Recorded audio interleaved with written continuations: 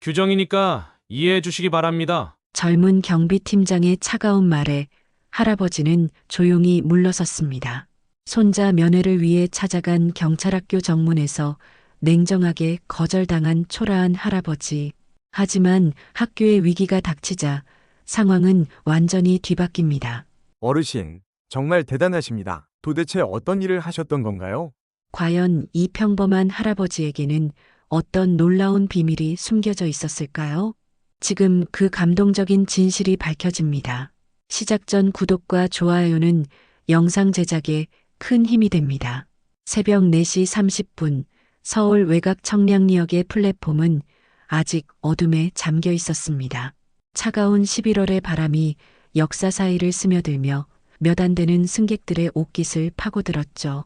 그 중에서도 유독 눈에 띄는 노인 한 분이 계셨어요. 김진국, 올해 76살, 구겨진 회색 모직 코트에 낡은 가죽, 트렁크 하나를 꼭 끌어안고 서 있는 그의 모습은 언뜻 보기에 평범한 할아버지 그 자체였습니다. 하지만 자세히 들여다보면 달랐어요.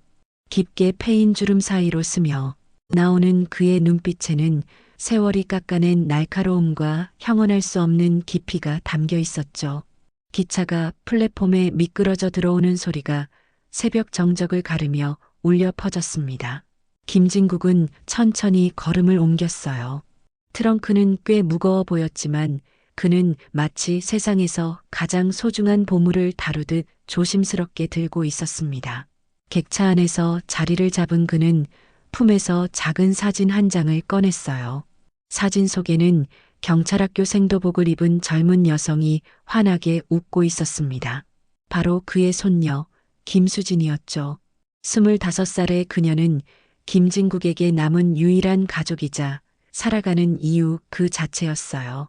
오늘이 바로 수진이의 경찰학교 졸업식이었습니다. 수진아, 할아버지가 꼭 가겠다고 약속했잖니. 새벽부터 김밥도 싸고 계란말이도 만들었단다. 김진국은 사진을 다시 품에 넣고 창밖을 바라봤습니다.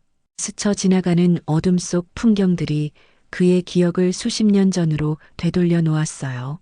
그 시절 그는 국가정보원에서 그림자 국장이라 불리던 전설적인 인물이었습니다. 보이지 않는 곳에서 나라를 지키는 일, 그 누구도 알아주지 않는 희생과 헌신의 세월이었죠. 하지만 지금의 김진국은 그저 손녀를 사랑하는 평범한 할아버지일 뿐이었습니다. 사랑하는 아내를 먼저 하늘나라로 보내고 하나뿐인 아들마저 교통사고로 잃은 후 수진이는 그에게 남은 전부였어요. 그래서 더욱 소중했고 오늘 같은 날을 절대 놓칠 수 없었죠. 트렁크 안에는 특별한 것들이 들어 있었습니다. 새벽 3시부터 일어나 정성스럽게 만든 김밥과 계란말이가 담긴 도시락, 수진이가 어릴 때부터 써온 일기장, 그리고 아무도 모르는 그것이 있었어요. 과거 그의 정체성을 증명하는 유일한 흔적들이었습니다. 기차는 경기도 용인을 향해 달려가고 있었습니다. 김진국의 마음도 함께 달리고 있었죠. 손녀의 새로운 출발을 축하해주고 싶은 마음, 그리고 자신이 평생 숨겨온 과거를 언젠가는 털어놓고 싶은 복잡한 심정이 교차했습니다. 창밖으로 동이 트기 시작했어요. 새로운 하루가 시작되고 있었고 김진국은 아직 모르고 있었죠. 이 하루가 그의 인생을 완전히 바꿔놓을 거라는 사실을 말입니다. 오전 8시 용인 경찰학교 정문 앞에 도착한 김진국은 잠시 숨을 고르며 주변을 둘러봤습니다. 졸업식을 맞아 많은 가족들이 몰려들어 있었고 곳곳에는 경비요원들이 삼엄하게 배치되어 있었어요. 학교 입구에는 제53기 경찰학교 졸업식이라고 쓰인 현수막이 바람에 펄럭이고 있었죠. 김진국은 가슴이 벅차올랐습니다. 저 안 어딘가에 수진이가 있을 거라는 생각에 발걸음이 빨라졌어요. 하지만 정문 앞에서 그의 발걸음이 멈췄습니다. 신분증과 초청장을 확인하겠습니다. 경비원의 딱딱한 목소리가 들려왔어요. 김진국은 당황했습니다. 초청장이 필요한 줄 몰랐거든요. 안녕하세요. 오늘 졸업하는 김수진 생도의 할아버지입니다. 졸업식에 참석하려고 왔는데 초청장은 손녀가 따로 주지 않았어요. 경비원은 곤란한 표정을 지었습니다. 바로 그때 경비팀장인 박철민 경위가 다가왔어요. 30 중반의 날카로운 인상을 가진 그는 김진국을 위아래로 훑어본 후 차갑게 말했습니다. 어르신, 오늘은 경찰청장님을 비롯해 중요한 인사분들이 참석하는 행사입니다. 보안상 초청장 없이는 절대 출입이 불가능해요. 이건 규정이니까 이해해 주시기 바랍니다. 김진국의 얼굴에 실망이 스쳐 지나갔습니다. 하지만 그는 쉽게 포기하지 않았어요. 수진이와의 약속이 있었거든요. 경위님, 제가 새벽부터 여기까지 왔습니다. 손녀와 약속했거든요. 정말 잠깐만이라도 얼굴만 보고 가면 안 될까요? 졸업식이 끝날 때까지 기다리겠습니다. 박철민은 고개를 저었습니다. 그의 표정에는 일말의 동정심도 없었어요. 죄송하지만 불가능합니다. 만약 모든 가족들이 그런 식으로 요청한다면 보안에 구멍이 생기겠죠. 시스템이라는 게 있는 거 아니겠습니까? 규정은 규정입니다. 김진국은 더 이상 말하지 않았습니다. 그는 조용히 고개를 끄덕이며 물러섰어요. 하지만 떠나지는 않았습니다. 정문에서 조금 떨어진 곳, 학교가 내려다 보이는 작은 벤치에 앉아 트렁크를 무릎 위에 올려놓고 기다리기 시작했죠. 박철민은 그런 김진국을 힐끗 보더니 다른 업무로 돌아갔습니다. 그에게 김진국은 그저 고집센 노인일 뿐이었어요.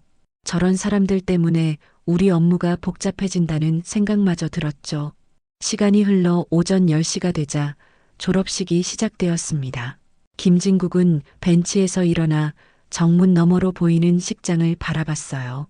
저 안 어딘가에 수진이가 있을 텐데 그의 마음은 애타기만 했습니다. 차가운 바람이 불어와 그의 낡은 코트를 파고들었지만 그는 꿈쩍도 하지 않았어요. 손녀를 향한 사랑만이 그를 지탱하고 있었습니다. 졸업식이 한창 진행되고 있을 때였습니다. 갑자기 경찰학교 상황실에 긴급 전화가 걸려왔어요. 상황실 직원의 얼굴이 순식간에 하얗게 질렸습니다. 여보세요. 경찰학교입니까? 오늘 졸업식장에 폭탄을 설치했습니다. 30분 후에 터뜨리겠어요. 이건 장난이 아닙니다. 목소리는 기계적으로 변조되어 있었고 섬뜩한 위협이 담겨 있었어요. 상황실은 즉시 비상 상황에 돌입했습니다. 빨간 비상벨이 울려 퍼지고 박철민을 비롯한 모든 경비요원들이 긴급 소집되었죠. 모든 출입구를 즉시 봉쇄하고 전면 수색을 시작한다. 졸업식은 일단 중단. 모든 인원을 안전한 곳으로 대피시켜. 박철민의 다급한 지시가 떨어지자 학교 전체가 순식간에 아수라장이 되었습니다. 졸업생들과 가족들은 당황했고 경비요원들은 분주하게 움직였죠. 하지만 상황은 생각보다 복잡했어요. 문제가 있었습니다.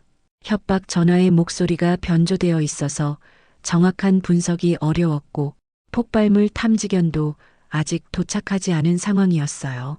게다가 학교 건물은 너무 넓었고 30분이라는 시간은 모든 것을 수색하기에는 턱없이 부족했습니다. 박철민은 점점 초조해졌습니다. 이런 상황은 처음이었거든요. 매뉴얼대로 하고 있지만 뭔가 놓치고 있는 게 있는 것 같았어요. 시간은 무정하게 흘러가고 있었고 그의 이마에는 식은땀이 맺혔습니다. 팀장님, 어떻게 하시겠습니까? 시간이 얼마 남지 않았는데 부하 직원의 다급한 목소리가 들려왔어요. 박철민은 답답함에 주먹을 쥐었습니다. 이때 그의 눈에 벤치에 앉아있던 김진국이 보였어요. 바로 그때 김진국이 일어났습니다. 그는 트렁크를 들고 천천히 정문 쪽으로 걸어왔어요. 그의 걸음걸이에는 묘한 확신이 담겨 있었습니다. 경위님, 박철민이 돌아보자 김진국이 조용하지만 단호한 목소리로 말했습니다. 혹시 도움이 필요하시면 말씀해 주세요. 어르신, 지금 상황이 어떤 상황인지 아세요? 위험하니까 빨리 피하시기 바랍니다. 하지만 김진국의 눈빛은 흔들리지 않았어요. 저도 이런 일에는 경험이 좀 있거든요. 혹시 협박 전화 녹음본이 있다면 들려주실 수 있을까요? 박철민은 어이없다는 표정을 지었습니다. 어르신, 이건 장난이 아닙니다. 전문가들이 처리할 일이에요. 하지만 김진국은 포기하지 않았습니다. 그는 조용히 트렁크를 열었어요. 안에서 나온 것은 낡았지만 정교한 암호 해독 장비와 두꺼운 파일들이었습니다. 그 순간 박철민의 눈이 커졌어요. 어르신, 이게 대체 뭡니까? 김진국은 차분하게 대답했습니다. 옛날에 쓰던 거예요. 시간이 없습니다. 녹음을 들려주시면 도움이 될 수 있어요. 박철민은 망설였습니다. 하지만 상황이 절박했고 다른 방법도 마땅치 않았어요. 20분밖에 남지 않은 상황에서 모든 가능성을 시도해 봐야 했죠. 결국 그는 김진국에게 협박 전화 녹음을 들려줬습니다. 김진국은 낡은 헤드폰을 끼고 녹음을 들었어요. 그의 표정이 점점 진지해졌습니다. 수십 년간 쌓아온 경험과 직감이 그의 온몸을 통해 흘러나왔죠. 몇 번을 반복해서 들은 후 그는 트렁크에서 꺼낸 장비를 조작하기 시작했습니다. 이 목소리, 변조 필터 뒤에 숨겨진 미세한 파열음. 이건 30대 때부터 담배를 피운 사람 특유의 목소리야. 김진국의 손놀림은 놀라울 정도로 정확했습니다. 수십 년 전 장비임에도 불구하고 그는 마치 어제 사용한 것처럼 능숙하게 다뤘어요. 주변에서 지켜보던 경비요원들의 눈이 점점 커졌습니다. 배경 소음을 들어보세요. 이건 단순히 지하철 소리가 아니야. 레일이 낡은 구형 1호선 전동차가 지나갈 때 나는 특유의 마찰음이지. 최신 장비는 이걸 그냥 소음으로 분류하지만 내 귀는 기억하고 있거든. 박철민은 믿을 수 없다는 표정으로 김진국을 바라봤습니다. 어르신, 정말로 이런 일을 하셨던 건가요? 김진국은 대답 대신 계속 분석을 이어갔어요. 그리고 이 억양, 경상도 사투리를 숨기려고 하지만 완전히 숨겨지지 않았네요. 아마 30대 후반에서 40대 초반 남성일 겁니다. 그리고 그는 잠시 멈췄다가 확신에 찬 목소리로 말했습니다. 이 사람은 거짓말을 하고 있습니다. 거짓말이요? 네. 진짜 폭탄이 있다면 이렇게 구체적으로 시간을 알려주지 않아요. 그리고 목소리 떨림을 보면 이건 허세입니다. 실제로는 아무것도 없을 가능성이 높아요. 바로 그때 또 다른 전화가 걸려왔어요. 이번에는 더 구체적인 협박이었습니다. 시간이 얼마 남지 않았어요. 졸업식장 어딘가에 있으니까 잘 찾아보세요. 하하하. 김진국은 이 전화도 들었습니다. 그리고 더욱 놀라운 분석 결과를 내놨어요. 이 전화는 학교 근처에서 걸려온 게 아닙니다. 최소 20km 이상 떨어진 곳에서 걸었어요. 배경음을 들어보면 고속도로 소음이 섞여 있거든요. 그리고 웃음소리. 이건 완전히 가짜예요. 박철민은 점점 김진국에게 빠져들고 있었습니다. 이 노인이 단순한 할아버지가 아니라는 걸 직감했어요. 그럼 이게 가짜 신고라는 말씀이신가요? 99% 확신합니다. 하지만 1%의 가능성도 있으니까 일단 수색은 계속하시되 패닉 상태는 피하시는 게 좋겠어요. 그리고 이 프로필로 수사팀에 연락해 보세요. 김진국은 종이에 정확한 용의자 프로필을 적어 건넸습니다.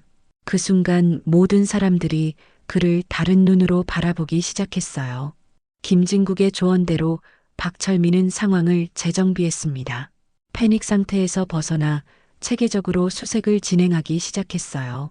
그리고 김진국의 분석을 바탕으로 수사팀에 용의자 프로필을 전달했습니다. 시간이 흘렀습니다. 30분이 지났지만 아무 일도 일어나지 않았어요. 그리고 1시간 후 놀라운 소식이 들려왔습니다. 팀장님, 용의자를 체포했습니다. 무전기에서 들려온 목소리에 모든 사람들이 환호했어요. 김진국이 제시한 프로필과 정확히 일치하는 용의자였습니다. 40대 초반 남성 경상도 출신, 정신적 문제가 있는 사람으로 경찰에 대한 원한으로 허위 신고를 한 것이었어요. 상황이 정리되자 박철민은 김진국을 완전히 다른 눈으로 바라봤습니다. 이제 그의 눈빛이 존경과 경애로 가득했어요. 어르신, 정말 대단하십니다. 도대체 어떤 일을 하셨던 건가요? 김진국은 쓴웃음을 지었습니다. 옛날 일이니까. 중요한 건 이제 손녀를 볼 수 있느냐는 거죠. 바로 그때 경찰학교 교장이 직접 나타났습니다. 상황 보고를 받은 교장은 김진국에게 깊이 고개를 숙였어요. 어르신 덕분에 큰 사고를 막을 수 있었습니다. 정말 감사합니다. 졸업식에 꼭 참석해 주세요. 하지만 진짜 놀라운 일은 그 다음에 벌어졌습니다. 하늘에서 헬기 소리가 들려왔어요.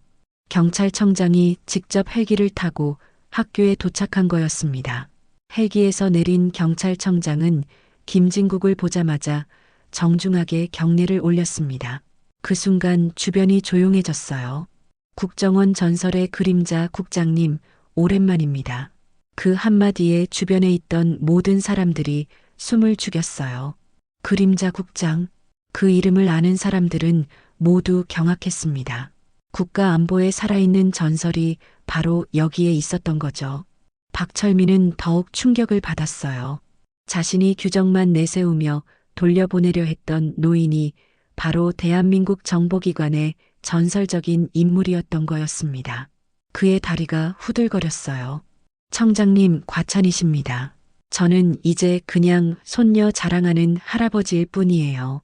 김진국의 겸손한 말에 경찰청장은 더욱 깊이 고개를 숙였습니다.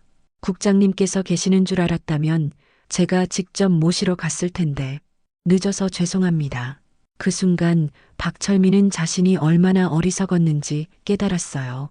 규정과 시스템만 강조하며 진짜 중요한 것을 놓쳤던 거죠. 상황이 정리된 후 연기되었던 졸업식이 재개되었습니다. 이번에는 김진국이 최고의 자리에서 손녀의 졸업을 지켜볼 수 있게 되었어요. 경찰청장이 직접 안내한 특별석에서 김진국은 가슴 벅찬 마음으로 식장을 바라봤습니다. 김수진은 할아버지가 단상 앞자리에 앉아 있는 것을 보고 깜짝 놀랐어요. 어떻게 들어오셨을까 궁금했지만 할아버지가 와주신 것만으로도 세상을 다 가진 기분이었습니다. 그녀의 눈에서 기쁨의 눈물이 흘러내렸어요. 우수 졸업생 김수진. 수진이의 이름이 호명되자 김진국은 일어서서 박수를 쳤습니다. 그의 눈에서도 눈물이 흘러내렸어요. 평생을 나라를 위해 헌신한 그에게 이 순간은 그 어떤 훈장보다도 값진 것이었습니다. 졸업식이 끝난 후 김진국과 수진이는 학교 뒤편의 조용한 벤치에 앉았습니다. 김진국은 트렁크에서 도시락을 꺼냈어요. 수진아, 할아버지가 새벽 3시에 일어나서 만든 거야. 좀 식었지만 맛은 있을 거다. 수진이는 김밥을 한 입 베어물며 눈물을 흘렸습니다. 세상에서 가장 맛있는 김밥이었어요. 할아버지, 오늘 무슨 일이 있었던 거예요? 갑자기 경찰청장님까지 오시고. 김진국은 잠시 망설이다가 깊은 한숨을 쉬었어요. 수진아, 할아버지가 젊었을 때 했던 일 얘기를 해본 적이 있나? 아니요. 항상 옛날 공무원이었다고만 하셨잖아요. 김진국은 수진이의 손을 잡았습니다. 할아버지는 나라를 지키는 일을 했단다. 보이지 않는 곳에서 아무도 모르게 말이야. 그 시절엔 가족들에게도 말할 수 없었지. 수진이의 눈이 커졌어요. 설마 국가정보원에서 일했단다. 그림자 국장이라고 불렸지. 하지만 그건 다 옛날 일이고 지금은 그보다 더 중요한 일이 있어. 더 중요한 일이요? 김진국은 수진이의 머리를 쓰다듬으며 미소를 지었습니다. 너를 자랑스러워하는 일 말이야. 할아버지가 나라를 지켰다면 이제는 내가 국민을 지키는 거야. 그게 진짜 자랑스러운 일이란다. 수진이는 할아버지의 품에 안겨 울었습니다. 평생 자상하고 평범한 할아버지로만 알고 있었는데 이런 위대한 분이셨다니. 그리고 그런 할아버지가 자신을 가장 자랑스러워한다니. 할아버지, 저도 할아버지처럼 훌륭한 사람이 될 수 있을까요? 이미 훌륭한 사람이야, 수진아. 할아버지보다 더 훌륭한 사람이 될 거야. 며칠 후 박철민은 자신의 사무실에서 그날의 일을 곱씹고 있었습니다. 김진국의 모습이 계속 머릿속에서 떠나지 않았어요.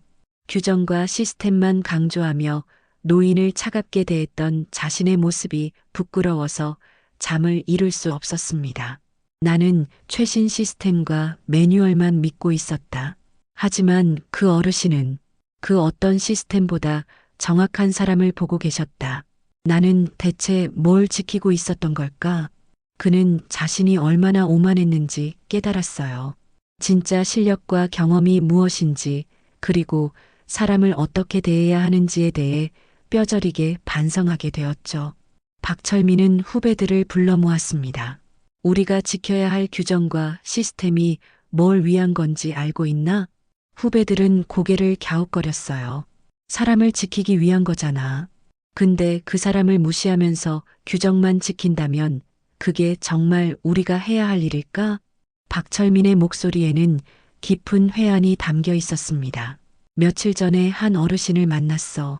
겉보기엔 평범한 할아버지였지만 알고 보니 우리나라를 지킨 전설적인 분이셨어. 그런데 난 그분을 규정만 내세우며 문전박대했지.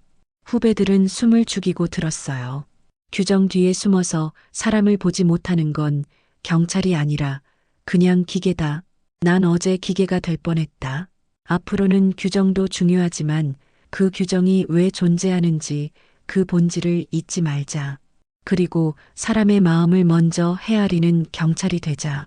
박철민의 진심 어린 말에 후배들은 진지하게 고개를 끄덕였습니다. 그날 이후 경찰학교의 분위기가 조금씩 바뀌기 시작했어요. 한편 김진국은 집에서 수진이가 보낸 편지를 읽고 있었습니다.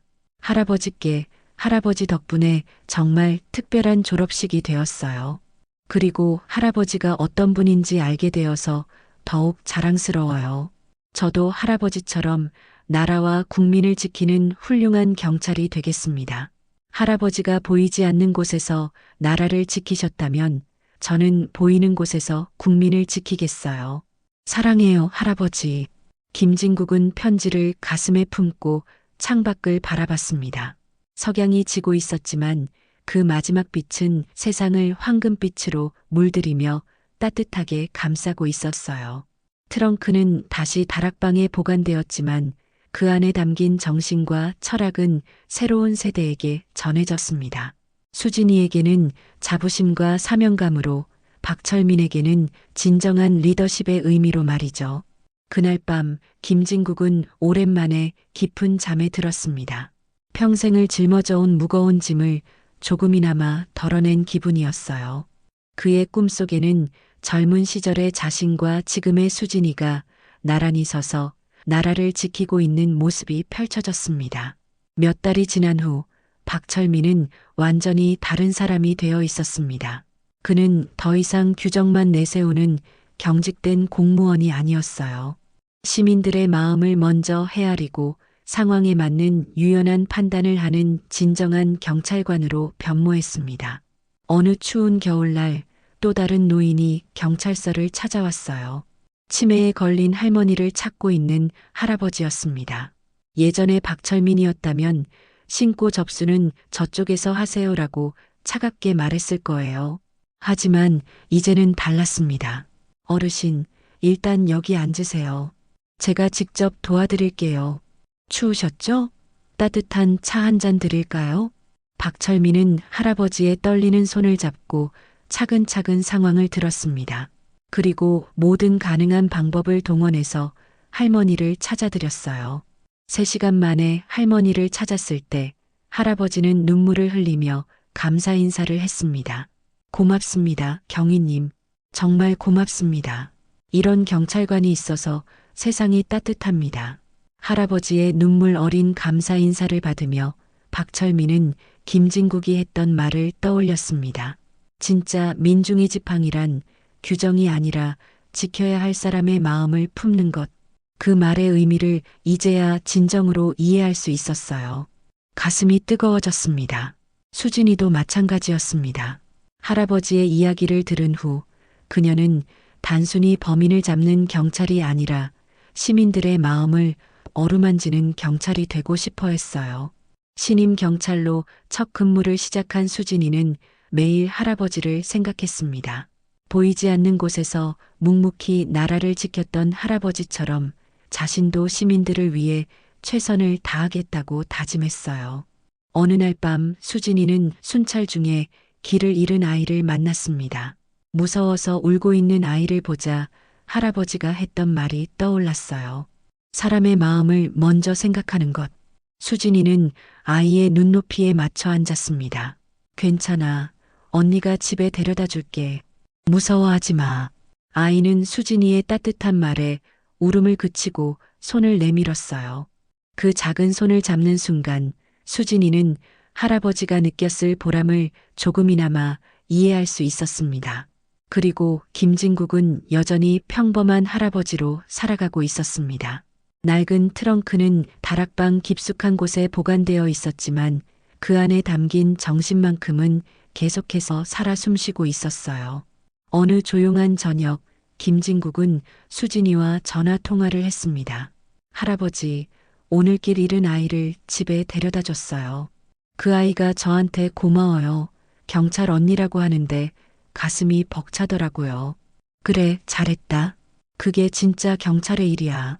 할아버지가 가르쳐 주신 대로 했어요. 규정보다 사람의 마음을 먼저 생각하는 거요. 김진국은 뿌듯한 미소를 지었습니다. 자신의 정신이 손녀에게 제대로 전해졌다는 것을 느낄 수 있었어요. 수진아, 할아버지가 평생 지키고 싶었던 건 나라가 아니라 너 같은 사람들이었단다. 내가 그 마음을 이어받아줘서 고맙다. 할아버지, 사랑해요. 나도 사랑한다. 우리 수진이. 밤하늘에는 별들이 반짝이고 있었습니다. 보이지 않는 곳에서 세상을 지키는 사람들처럼 그 별들도 조용히 자신의 자리에서 빛을 발하고 있었어요. 김진국의 낡은 트렁크는 이제 전설이 되었습니다. 하지만 그보다 더 소중한 것은 그 트렁크가 담고 있던 마음, 그리고 그 마음이 새로운 세대에게 전해지고 있다는 사실이었습니다. 진정한 용기는 화려한 무기나 권력에서 나오는 게 아니라 조용한 사랑과 헌신에서 비롯된다는 것을 김진국은 평생에 걸쳐 보여주었습니다. 그리고 그 가르침은 이제 수진이와 박철민, 그리고 그들이 만나는 모든 사람들에게 퍼져나가고 있었어요. 세상은 여전히 복잡하고 어려운 곳이지만 그래도 희망이 있습니다.